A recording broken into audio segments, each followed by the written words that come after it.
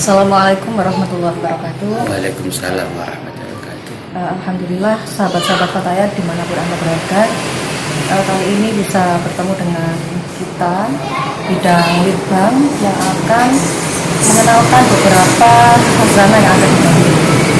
Alhamdulillah pada siang ini kita bertemu dengan salah satu pengasuh pondok pesantren Nurul Dolom. Assalamualaikum Bapak Kiai dan Ibu Nuni. Waalaikumsalam.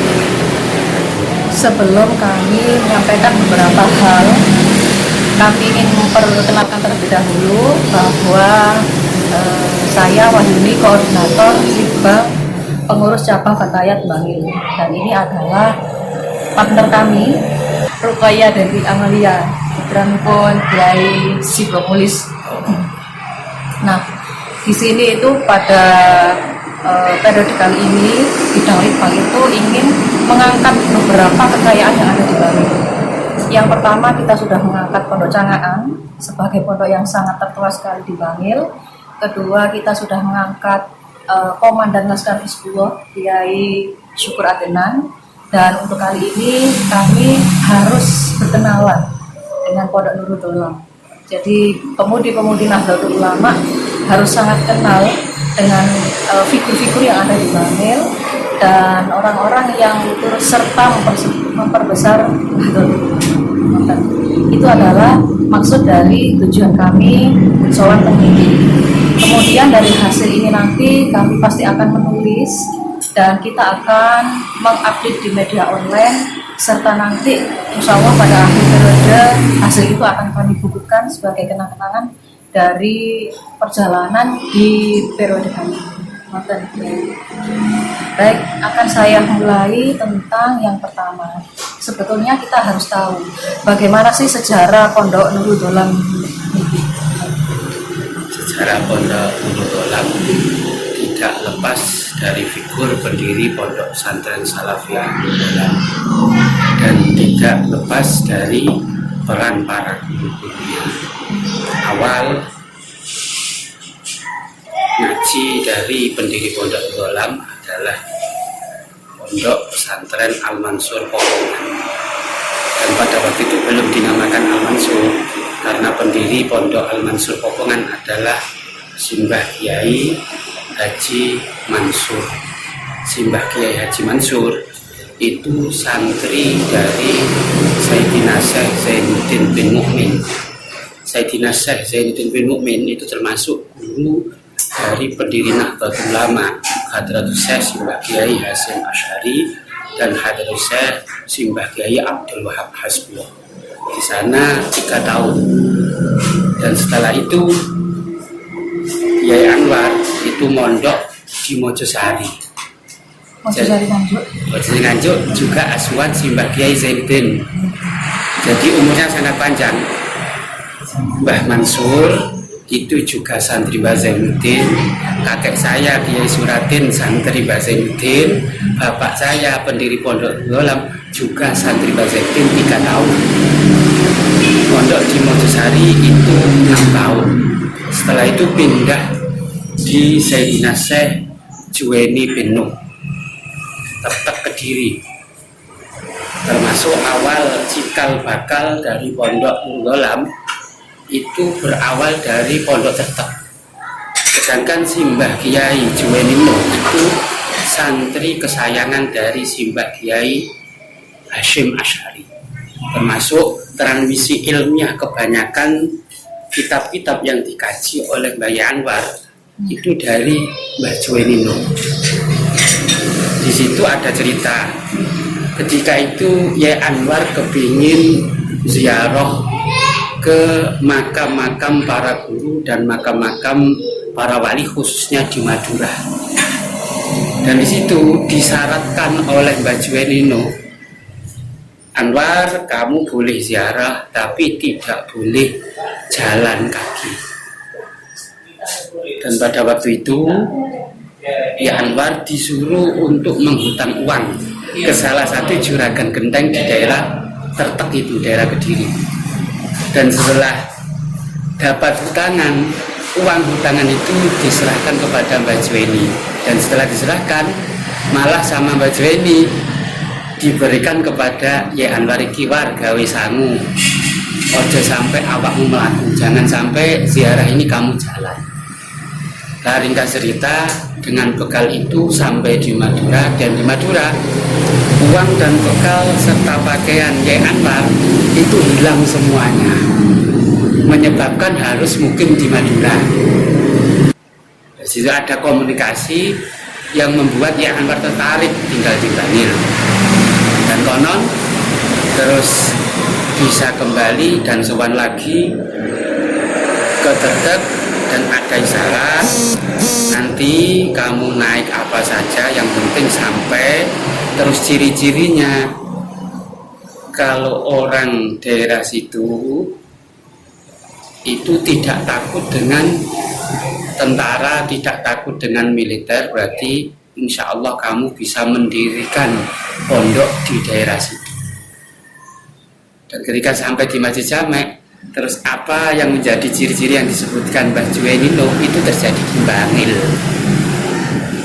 Tapi karena sangat hausnya ilmu, ya Anwar langsung mondok lagi di Pondok Riyadul Ulum Aswan Simbah Kiai Haji Abdus Syakur Adnan, yang termasuk spesialisnya adalah Quran dan hadis.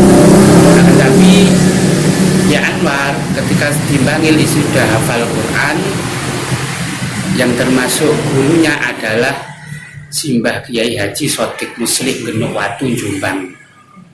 Akan tapi di Bangil takror atau tabarukan kepada Kiai Haji Abdus Syakur Adnan itu sekitar tahun 65, dan itu sudah diikuti oleh teman-teman dari Jawa Tengah, termasuk yang di awalnya adalah Haji Muhammad Awan dari Klaten, terus Yai Harisudin yang merupakan adik dari Yai Anwar dan akhirnya menjadi mertua saya. Ya, dan itu seperti proses fatayat. Ketika akan mendirikan fatayat itu sekitar tahun 48. Nah, Fatayat Bangil itu ya? tidak, itu fatayat nasional 48 tapi belum berdiri. Itu di Mandegani Bunyai Murtasia. Terus ayo hafal apa enggak fatayat? 3 nih. Aminah Mansur dengan Huzaimah Mansur. Tuh, kalau ya Anwar ngerayu Gusti Allah, fatayat ngerayu PBNU 48, dan akhirnya berdiri tahun 50. Itu pun belum menjadi badan otonom NU. Nah, fatayat menjadi badan otonom NU tahun 52 pada Muktamar Palembang. Fatayat kok rapal gitu.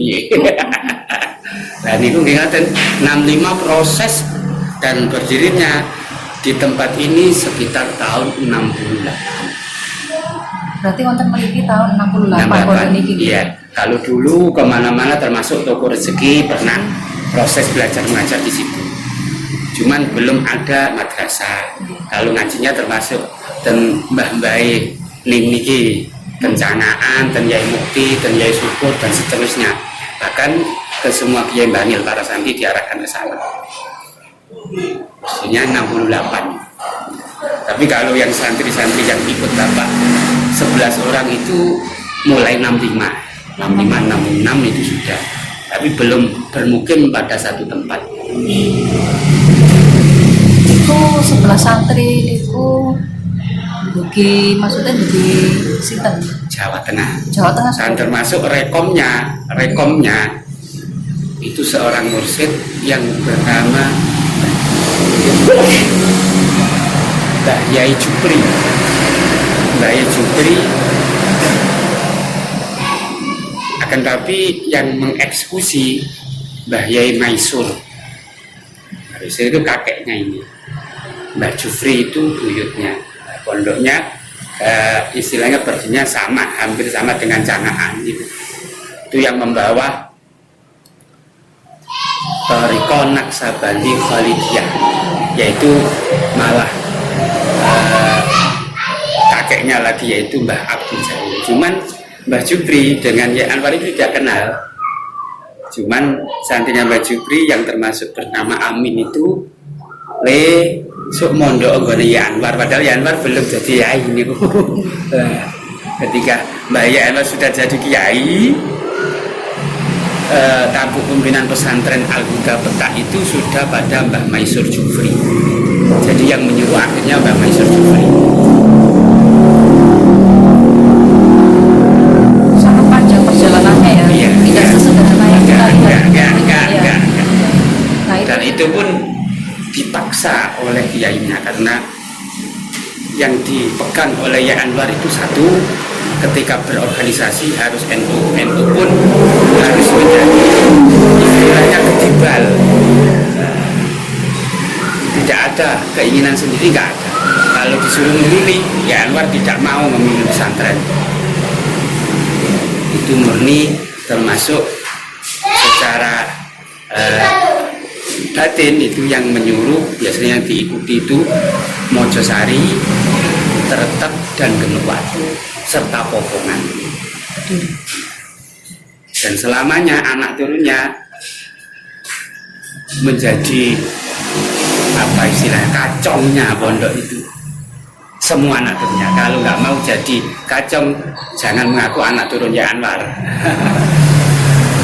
Termasuk NU.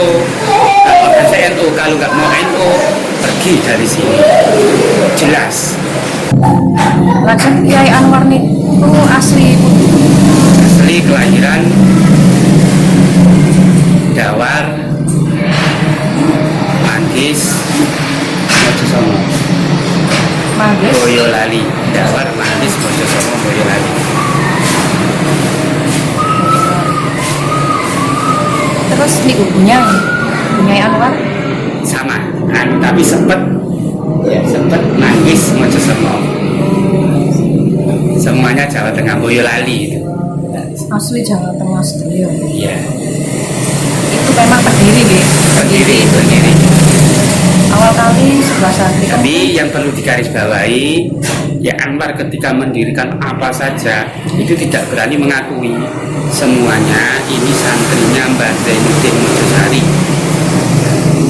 Itu semua. Kemudian pada perkembangannya santri ini sampai saat ini berjumlah berapa?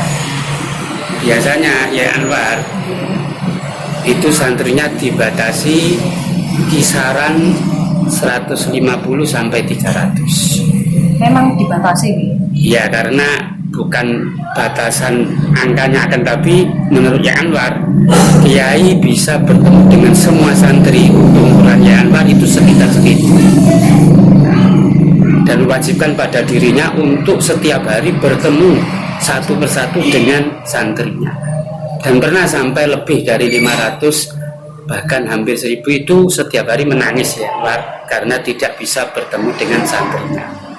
Kemudian yang sering kita ini apa ya istilahnya penasaran, pondok ini sangat unik karena terletak di tengah-tengah pasar menurut kita. Kalau tidak, jadi pasar dengan pondoknya dahulu pondoknya. Oh, dahulu pondoknya. Pondoknya bahkan yang membuat pasar bapak. Ngoten. Istilahnya dulu kebanyakan yang nyantri sini itu orang yang bermasalah dan sudah berkeluarga. Dulu itu ketika pagi hari nanti semua diberi modal, disuruh jualan di sini sebelum ada pasar. Dan ketika ada tutup harus tutup. Kalau tidak habis yang beli bapak semua. Dan dimasak dan dimakan bersama. Berarti apa namanya pasar ini secara apa ya embrio lah didirikan setelah adanya pondok. Boleh dikatakan seperti itu. Dan kebanyakan orang dahulu ketika mendirikan pondok pesantren itu yang dibangun itu adalah fasilitas umum dulu, bukan pesantrennya.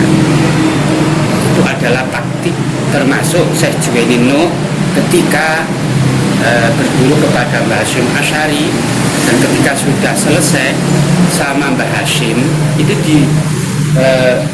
disuruh untuk mendirikan pasar daerah Jombok, Jombang sana. Dan ketika pasarnya sudah berkembang baru pesantren. Itu loh perbedaan pesantren yang berbasis tradisional atau salaf dengan pesantren sekarang. Kalau sekarang itu asramanya sudah ada, baru anaknya. Kalau dulu tidak boleh, kalau anaknya ada, kalau nggak cukup baru dibangunkan asrama. Itu bedanya asrama dengan pondok itu seperti itu. Kira-kira nanti kalau seandainya kita mengupdate tulisan itu, semacam itu diperkenankan apa Mbak Tunya? Boleh, boleh. Kemudian orientasi pendidikan santri mereka itu seperti itu. Orientasinya, basisnya. Jadi yang diutamakan oleh Yai Anwar itu ketika hati itu bersih, nanti dimanapun dia akan mempunyai guru siapapun. Pendidikan ini dibagi menjadi dua, yaitu ada guru yang bernama murabbi. Murabbi itu murni yang dididik hatinya. Dan ini yang cenderung dipakai oleh Yai Anwar, tapi dikomunikasikan dengan mu'allim, yaitu orang yang memberikan informasi atas kata kitab-kitab ini. Akan tapi untuk mu'allim itu biasanya Yai Anwar diserahkan kepada siapapun. Mungkin dari sini hanya diberi bekal yaitu cinta ngaji. Nanti ngajinya kepada siapapun terserah.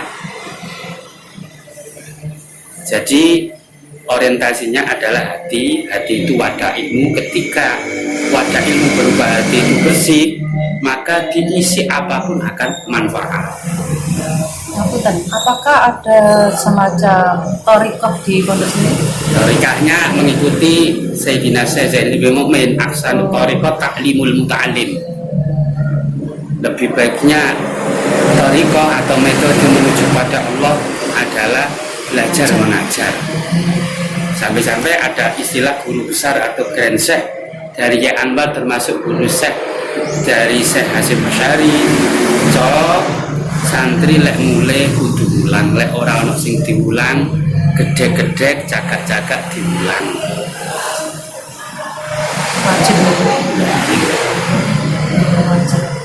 Wajib. Sedangkan torikoh yang muktabaroh nanti terserah di rumah. Kalau kiainya di rumah itu naksabandi monggo, dan termasuk pengajar sini. Seperti sekarang kalau ada yang namanya hafid, itu torikohnya Tijani, monggo yang mulang ikhya di sini. Kalau cekap dari mungkin kita juga bisa doakan. Ya, sama-sama.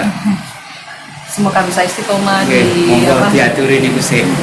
Dan termasuk perilaku dari Yai Anwar setiap ada tamu ini sudah kesalahan, seharusnya makan dulu. Oh, ngomong sih. Monggo.